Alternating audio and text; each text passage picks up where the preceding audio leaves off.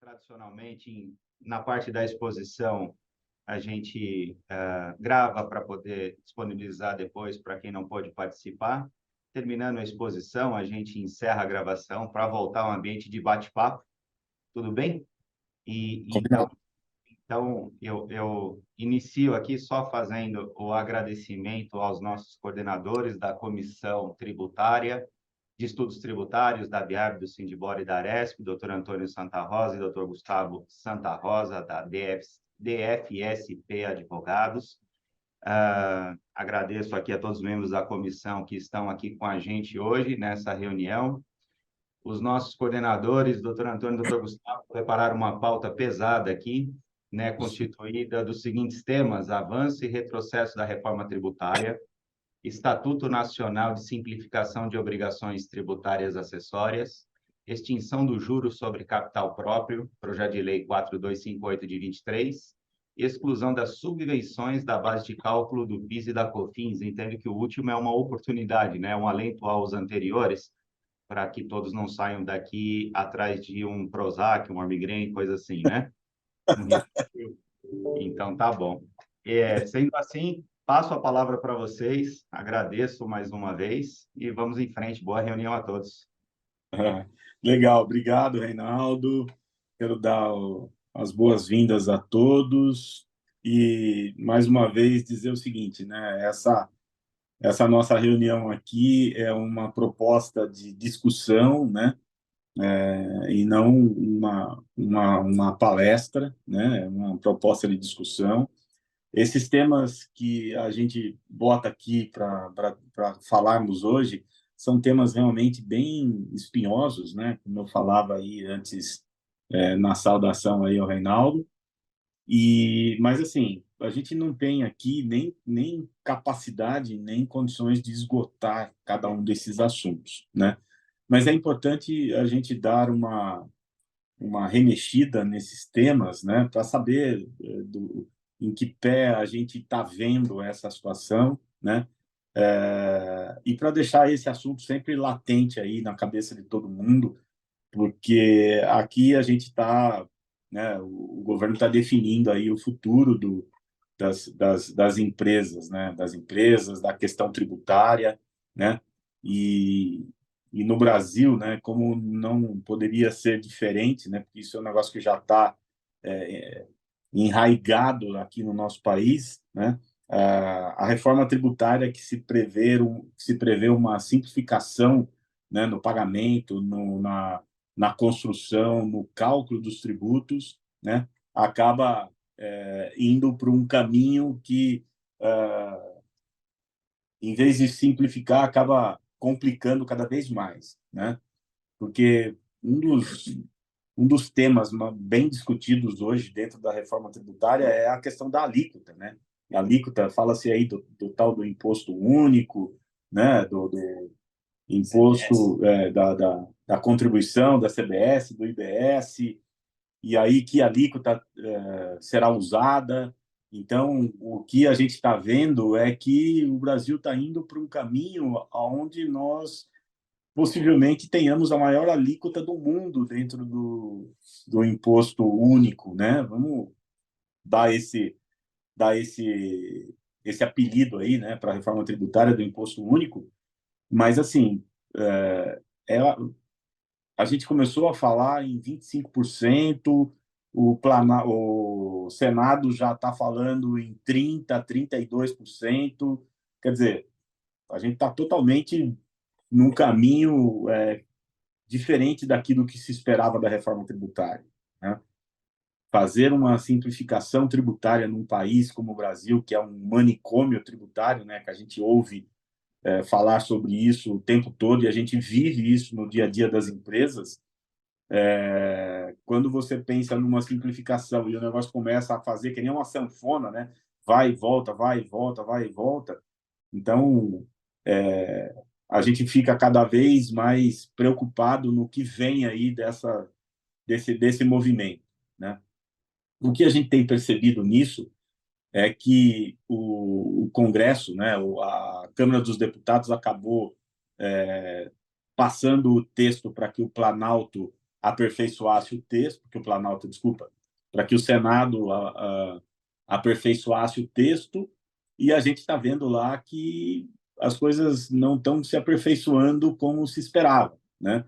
Tanto é que a expectativa era que a votação acontecesse dessa primeira fase da reforma agora em outubro, e o Senado já disse que esse assunto vai escorregar novembro afora, né? Então, imagina, né? Esse aperfeiçoamento aí está recebendo um monte de inserções, e cada representante do Estado, né, que é o que acontece ali no Senado, né, nós temos 3 representantes de cada unidade da federação, então tá cada um tentando puxar a brasa para sua sardinha, que é o que a gente observa aí, né? Então, dizer para vocês, tem um texto que a gente acha que está caminhando para um desfecho satisfatório, não tem, né? Não, tá tudo girando em volta do mesmo tema, tudo girando em volta da alíquota, do que fazer com a distribuição dos tributos, né, para cada unidade da federação, como é que se cria esse modelo de distribuição, qual é o tempo que a gente vai fazer de migração entre o modelo que a gente tem agora e o novo modelo. Então, essas discussões estão indo nesse caminho, né? Então, existe bastante retrocesso e, na minha opinião, e no que a gente acompanha aqui, pouco avanço, tá? A reforma tributária ainda está bem complexo o caminhar desse assunto lá no Congresso, tá? Aí, e ligado a essa parte da reforma tributária, né, esse segundo ponto que a gente coloca aí, que é a simplificação da questão das obrigações acessórias, eu tenho certeza que vocês se lembram que esse foi um dos primeiros temas que foi tratado quando começamos a falar, né, quando começamos a falar de reforma tributária. Esse foi um dos primeiros temas, né, dentro de quando o governo anterior tentou passar a questão da CBS. A questão estava muito centrada no seguinte: a gestão tributária no Brasil, ele consome um percentual do faturamento das empresas muito grande, né? Se não me falha a memória, esse estudo dizia que a empresa gasta em torno de 3 a 5% do faturamento para fazer a gestão tributária, né? E aí, por quê? Porque o modelo é muito complexo, né? A gente tem E-Social, ECD, ECF, EFD contribuições, SPED fiscal de ICMS-PI. Os estados agora estão tentando abolir a GIA. Então, imagina, uma loucura você, além de fazer a apuração dos tributos, você dar entregar essas informações para o Estado, né? Isso dentro da reforma tributária. Olha, vamos migrar para um modelo de reforma onde a gente simplifica a apuração do tributo e, consequentemente, a gente simplifica a prestação de contas para o Estado. Então, esse número que é de 3 a 5%, a gente vai trazer isso para 1%, né? Ou seja, as empresas vão começar a ter um alívio no caixa e um alívio no trabalho já a partir daí, né? E esse assunto também ficou nesse caminho, não avançou, né? Recentemente, aí, acho que agora em agosto, Gustavo? 1 de agosto. Dia 1 de agosto, saiu essa lei aí, essa lei complementar que trata da simplificação das obrigações acessórias. Mas, se vocês tiveram a oportunidade de olhar para esse documento, ali ele não está simplificando nada, né? Ele está abrindo caminho para que se crie essa simplificação, dizendo assim: olha, vamos criar um comitê, uma comissão, alguma coisa que vai ter por obrigação tratar, discutir e levar para o Congresso Nacional uma aprovação de leis que vão regulamentar essa lei complementar para ter a simplificação tributária, né? Então, a rigor, assim, é nada de simplificação, né? Dentro desse modelo, se fala muito em as entidades trocarem informações entre si, né, para que você não tenha que ficar dando informações iguais para todo mundo e que os dados de um ente de arrecadação se comuniquem com outros e assim por diante, né? E por incrível que pareça, a gente tem visto isso acontecer.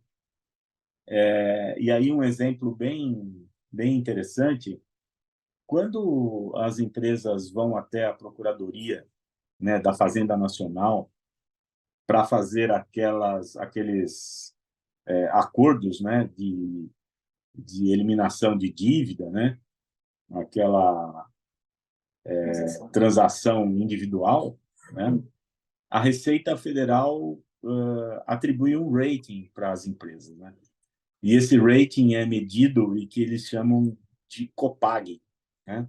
E essa COPAG é uma fórmula que a Receita Federal, né, que a Procuradoria botou, onde ele pega informações de emissão de documento fiscal no próprio Estado, né?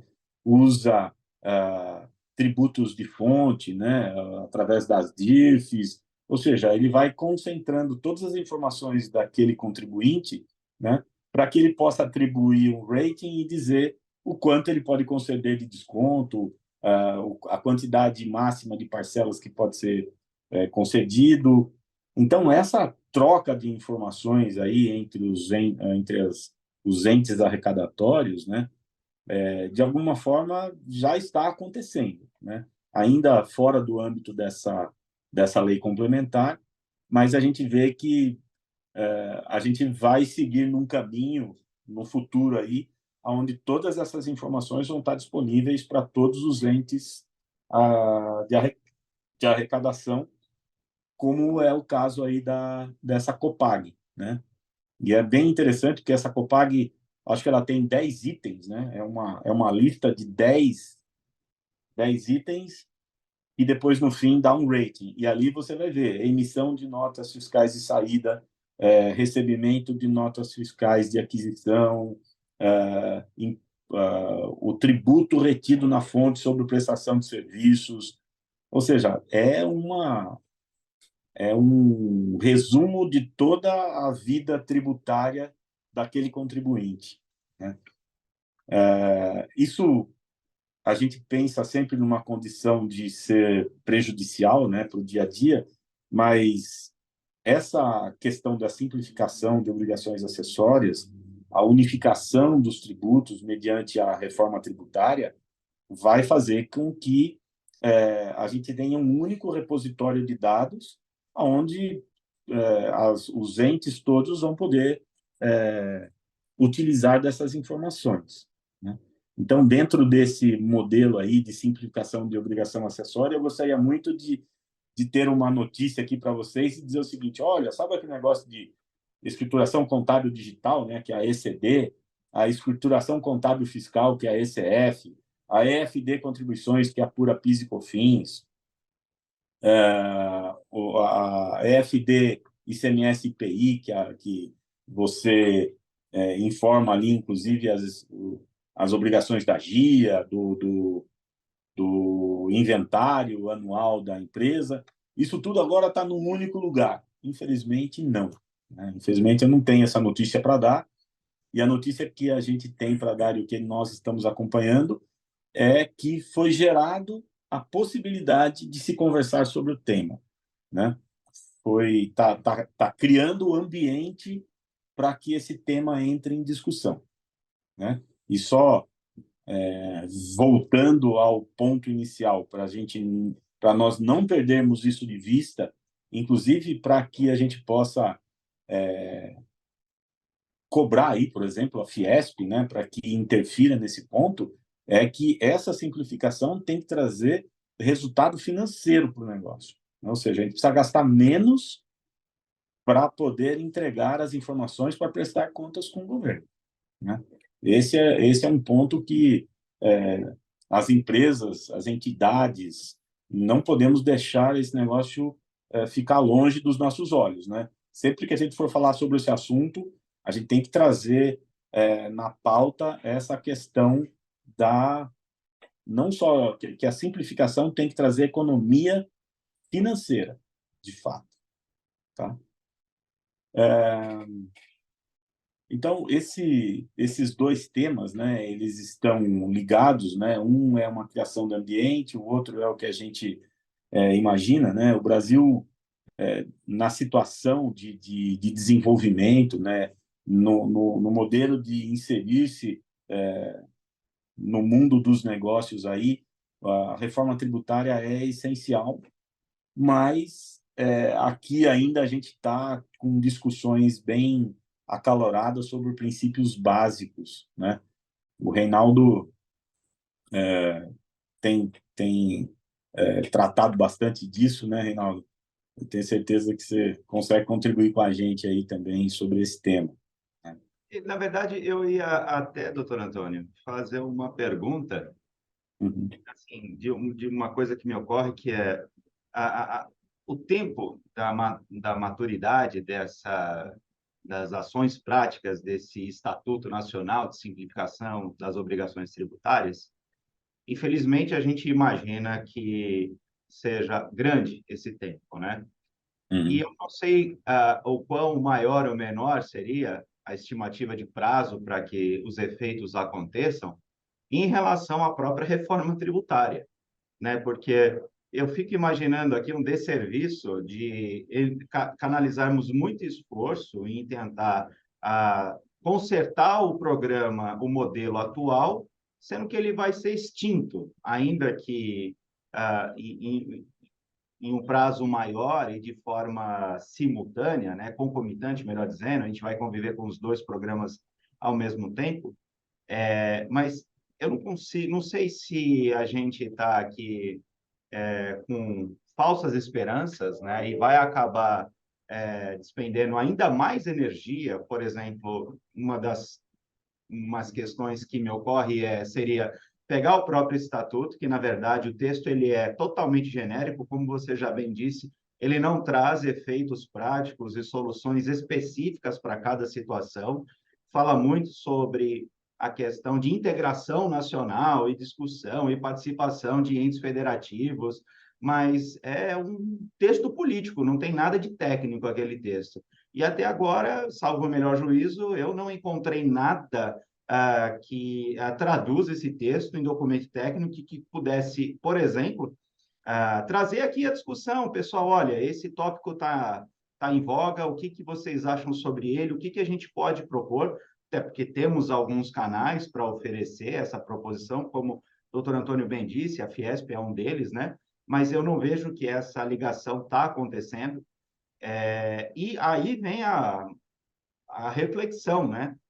Se em surgindo nos próximos dias, semanas, meses, algo nesse sentido, quão válido é canalizar energia para isso ou, né, canalizar energia para que a reforma tributária, ela, ao menos a parte de desoneração das obrigações acessórias, aconteçam e venham à baila. Ouvimos foi ontem, Gustavo, anteontem, agora eu tô meio perdido, foi anteontem.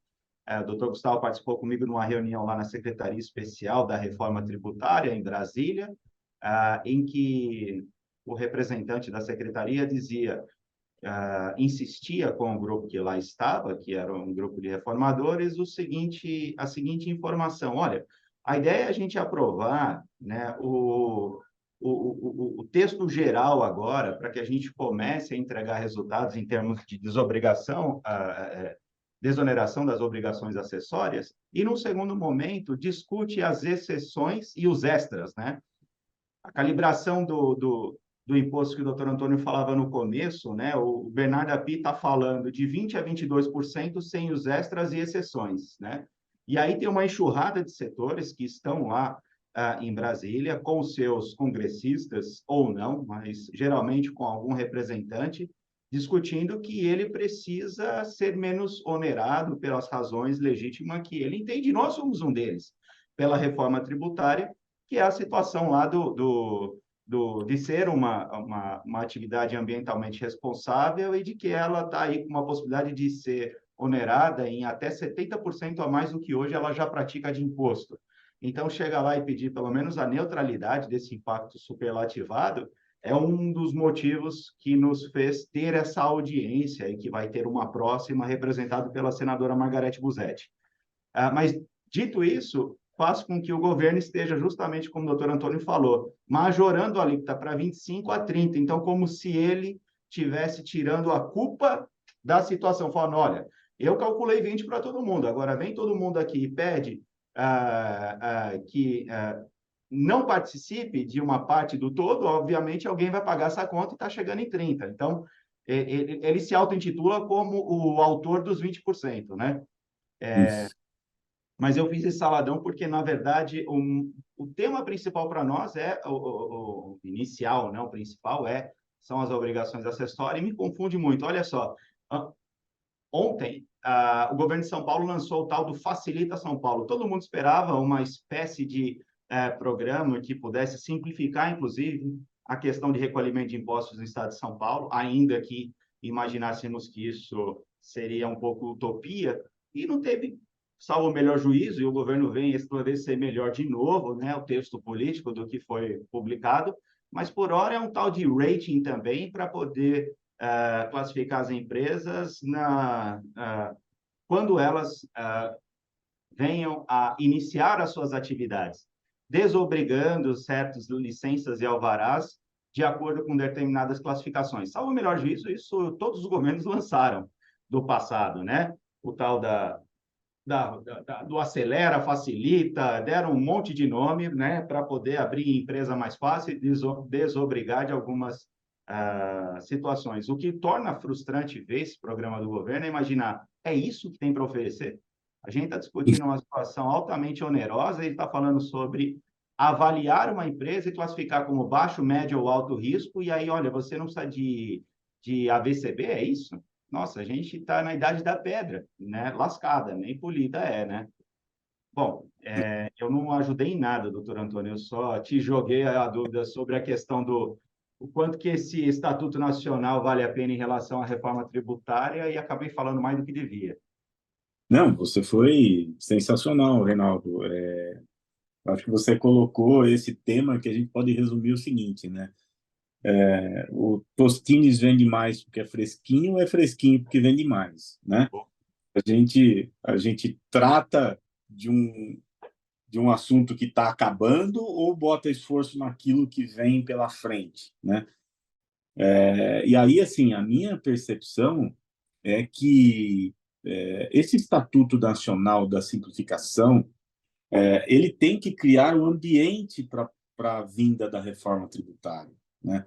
Ele tem que já preparar o ambiente. Então, na minha visão, vale a pena botar esforço naquilo que está sendo criado para aquilo que vem, né? Ou seja, como é que eu vou pavimentar a minha estrada para esse trânsito que está vindo aí da reforma tributária, né? Por outro lado, assumindo aqui o boné do empresário, eu tenho um gasto excessivo já hoje, né? E o que me parece que pode acontecer é que, além desse gasto excessivo para cuidar do que eu tenho, eu vou ter que ter um gasto extra para cuidar do que eu terei. E esse negócio vai haver uma sobreposição e há uma tendência desse custo subir ainda um pouco antes de cair, né? Então,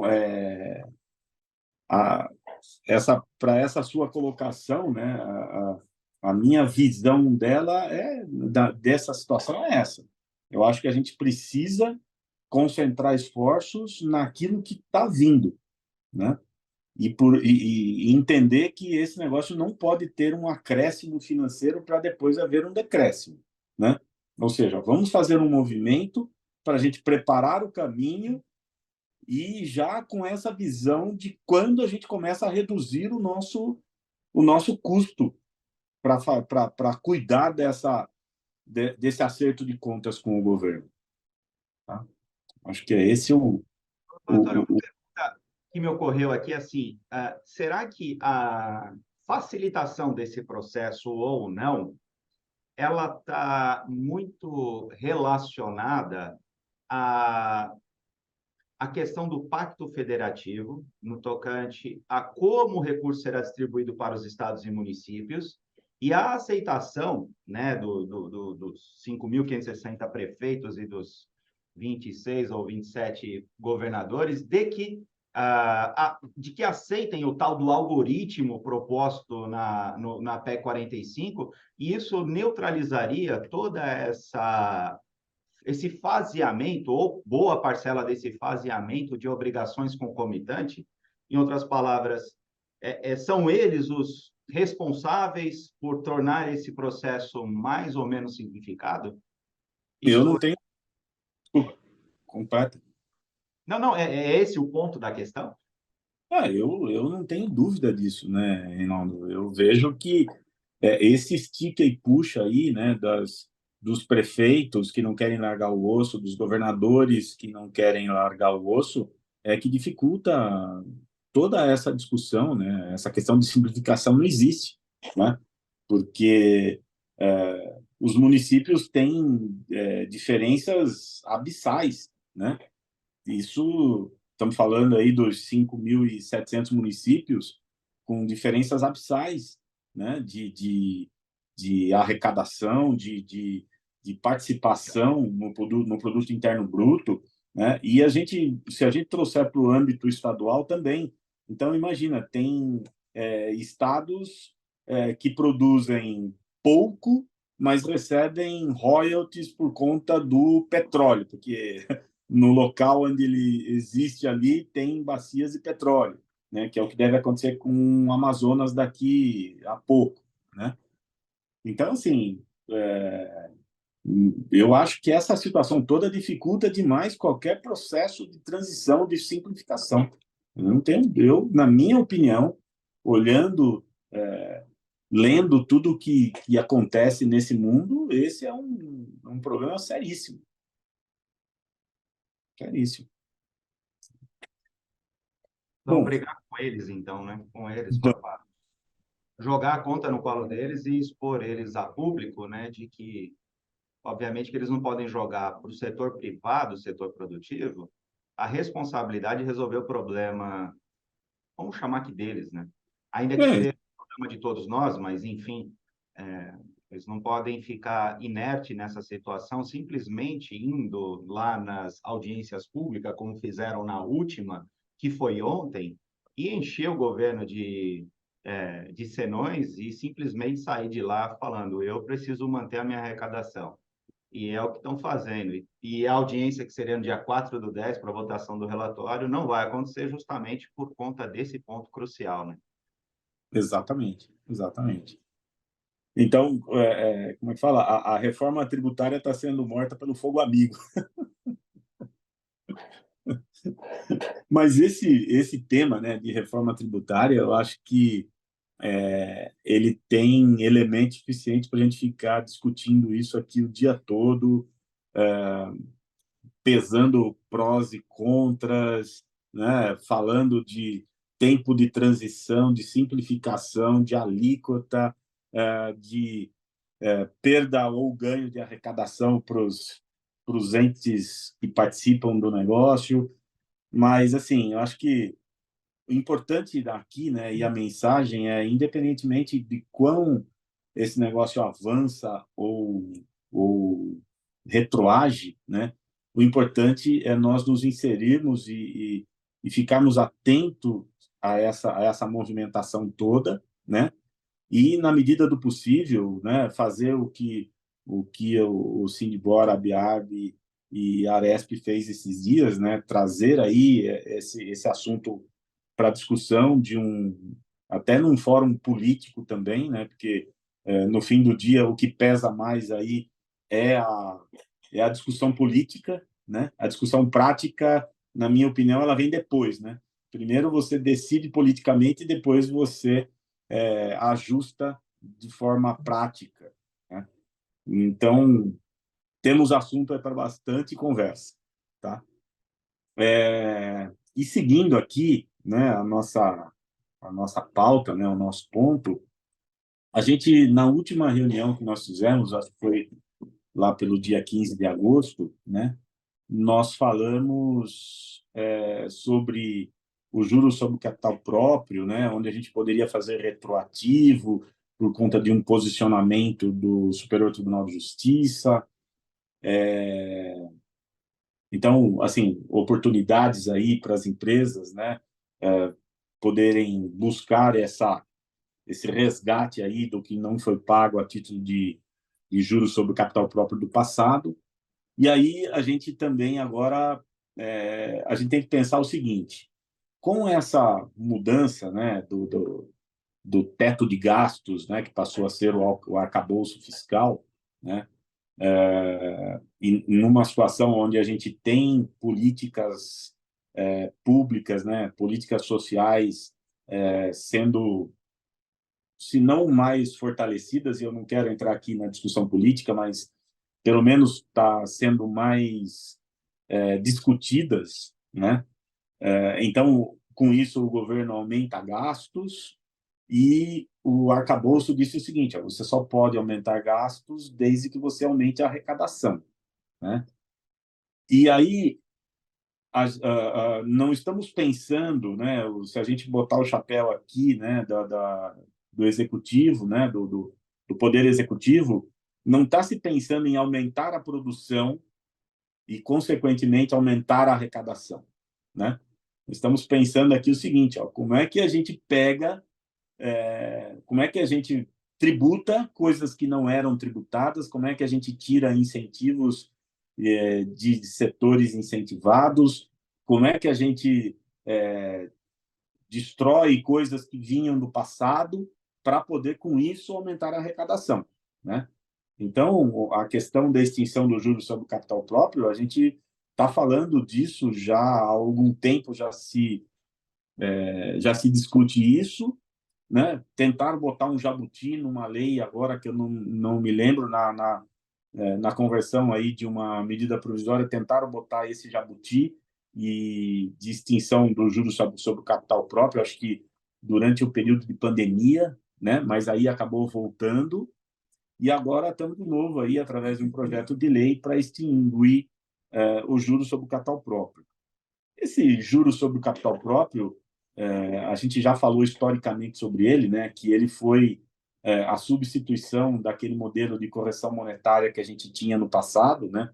Você corrigia o seu ativo e o seu passivo, porque a inflação era alta e, dependendo do resultado, você oferecia a tributação ou descontava dos tributos do imposto de renda e da contribuição social.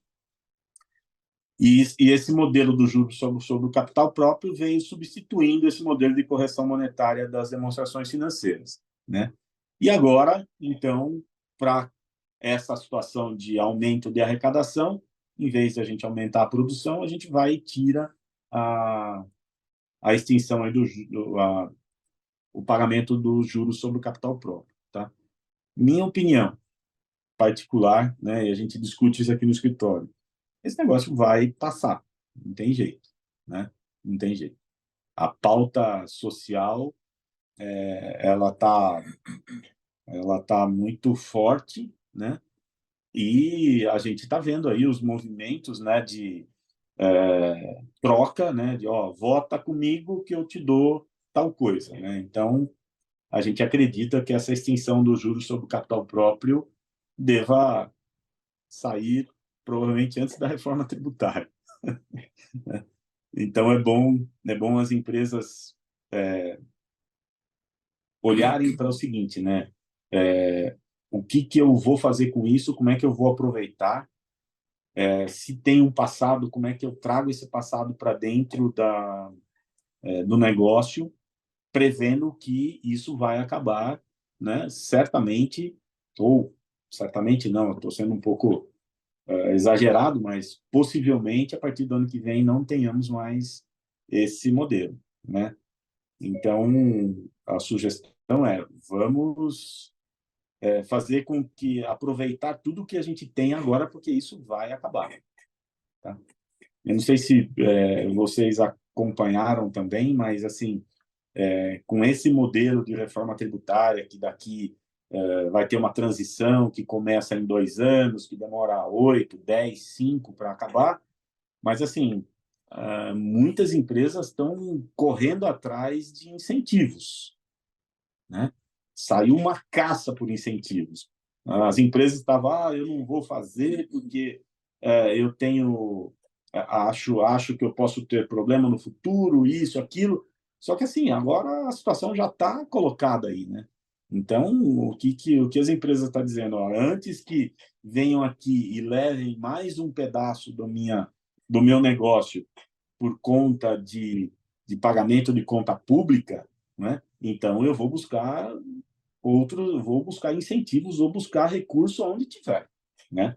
E aqui a nossa mensagem, né, enquanto operadores do direito aí, é assim, né? Se existe alguma brecha, aproveitem, né? Corram atrás, qualifiquem, quantifiquem qualquer tipo de risco, mas é a hora, né? Ou seja, se a perda financeira, se o tributo vai aumentar, se tudo isso vai acontecer e é inevitável, né? Como é que a gente, pelo menos, busca o máximo possível de vantagem, lógico, dentro dos limites aí, como se dizia recentemente no governo anterior, né? Dentro dos limites das 4 linhas, né? Porque para todo esse tipo de coisa existem leis, inclusive o juros sobre o capital próprio, né? O pagamento do juros sobre o capital próprio, que faz com que você tenha uma diminuição no imposto de renda, né? Da pessoa jurídica, trocando imposto de renda e contribuição social, que chega a 34% do lucro, por 15% do retido na fonte, eu acho que vale a pena botar na planilha de cálculo aí, né? E tentar fazer o máximo para conseguir algum benefício dessa lei, né? E indo nessa linha de benefício dessa lei, né? A gente falou também em algumas reuniões passadas sobre essa mudança que está havendo na questão das subvenções para investimentos, né? Os, os, o judiciário ele foi para um lado dizendo que o contribuinte tinha razão, mudou de ideia, vem uma medida provisória aí no meio que muda tudo, que, enfim, que subvenção para investimento tem tributação de imposto de renda e contribuição social, ponto. É nesse caminho que se vai. Porém, assim, né, dentro do que está sendo discutido, essas exclusões e subvenções para investimentos da base de cálculo do PIS e da COFINS, ele é um tema que já está regulamentado dentro da lei do PIS e da COFINS, né? E tem toda uma exposição de motivos, né? Mas, assim, no fundo, é o seguinte, o PIS e COFINS não pode